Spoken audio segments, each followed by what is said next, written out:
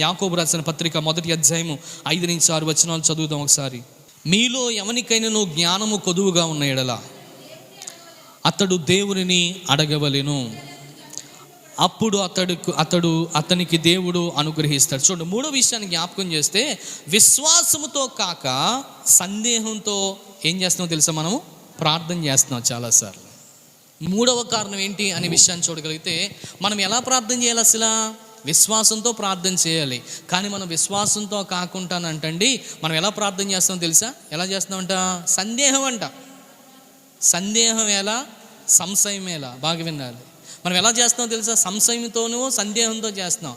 ప్రార్థన చేస్తే సన్నీ దేవుడు ఇస్తాడంటావా? అమ్మా శాంతమ్మ, ప్రార్థన చేస్తున్నాం కానీ మీ దేవుడు మీ ప్రార్థన ఆలకిస్తాడు అంటావా?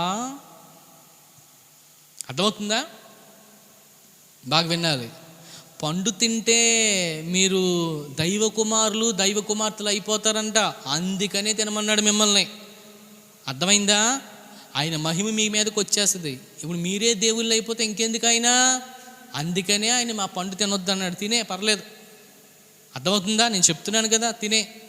సందేహం ఈ రోజున చాలాసార్లు విశ్వాసాన్ని మనం పక్కన పెట్టగలిగితే సందేహమే ఎక్కువ మనల్ని ఏం చేస్తుంది తెలిసి చంపేస్తుంది. అంటే అవిశ్వాసాన్ని సందేహం అంటారు. అవిశ్వాసంలోనే క్వశ్చన్ ట్యాక్ అన్నమాట. క్వశ్చన్స్ ఉంటాయి మన అందరికీ కూడా. ఏంటో తెలుసు? సందేహం.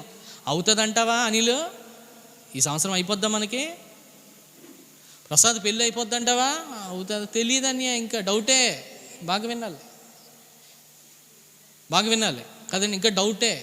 ఇంకా డౌటే కదండి. సబ్జెక్ట్స్ అన్నీ అయిపోతాయి తమ్ముడు. అన్నయ్య రాశానన్నయ్య, కానీ అన్నయ్య but is the bit of poison. అయిపోతుందా అంటే ఇంకా తెలియదు అడికి అవుతుందో లేదో.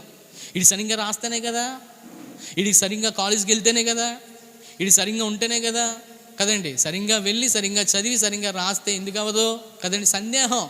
నీ సందేహాలు ఒకటి కాదు, రెండు కాదు, అనేకమైనటువంటి వారులుగా మారిపోతున్నాయి. ఒక రోజు నా ప్రియమైన బిడ్డలు గమనించండి, ఈ విధంగా నీ జీవితం ఉంటే దైవానుసారంగా మనం బాగా గమనించుకున్నట్లయితే దేవుని మందిరంలో ఒకప్పుడు వచ్చి విశ్వాసంతో ప్రార్థించినప్పుడు దేవుడు నీ ప్రార్థన ఆలకించి ప్రతిఫలం ఇచ్చి సమస్తమైనటువంటి కార్యాలని ఆయన ఏం చేస్తాడు? నెరవేర్చిన దేవుడు.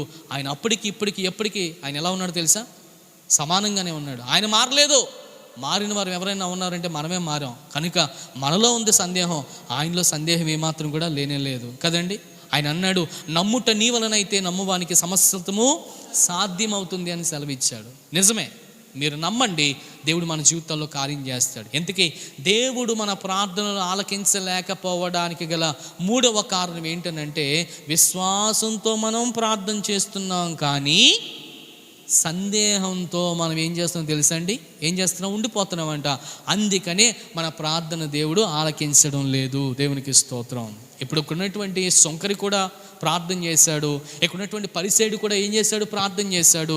ఈ పరిసేడు చేసిన ప్రార్థన ఏంటో తెలుసండి? ప్రార్థన చేస్తున్నాడు కానీ అన్నాడు, నాయన నేను వాళ్ళ ఉండలేదు కదా అన్నాడు.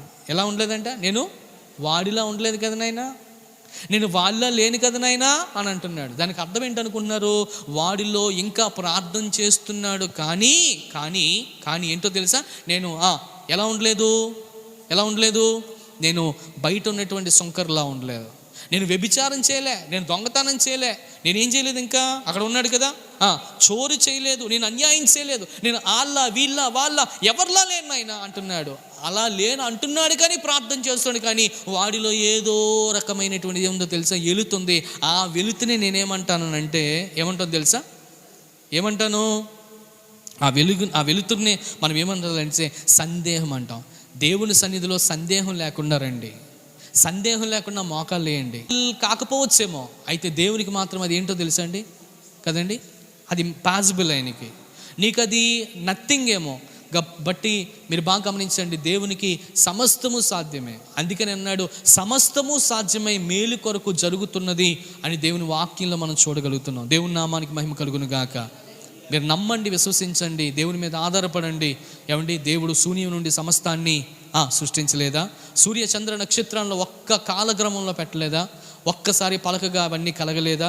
ఈ రోజున ఎవరో నువ్వు తెలియదు, నీ తల్లి గర్భంలో పిండంగా రూపొందించబడక మునిపే, నీ తల్లి ఎవరో తండ్రి ఎవరో తెలియకబడక మునిపే నిన్ను ఈ లోకంలోకి తీసుకురాలేదా? చూడు మన అరచేతులు నేను చెక్కుకున్నాను అని చెప్పలేదా? దేవునికి స్తోత్రం. ఆయన నిజంగా సందేహించుంటే, ఆయనే సంశయించుంటే ఈరోజు నువ్వు ఇక్కడికి రాకపోయే దానివి, రాకపోయే వాడివి, ఇక్కడ ఉండలేకపోయేవాడివి, ఇక్కడ ఉండలేకపోయేటువంటి దానివి. కానీ దేవుడు మనల్ని ఆ విధంగా ఉంచలేదు, గొప్పవాడిగా చేశాడు, ఆయన స్థితిగతులు మార్చాడు. కనుక మనలో ఏమాత్రం కూడా సందేహం ఉండకూడదు. సందేహించినటువంటి వాడు ఎవరో తెలుసా? తోమా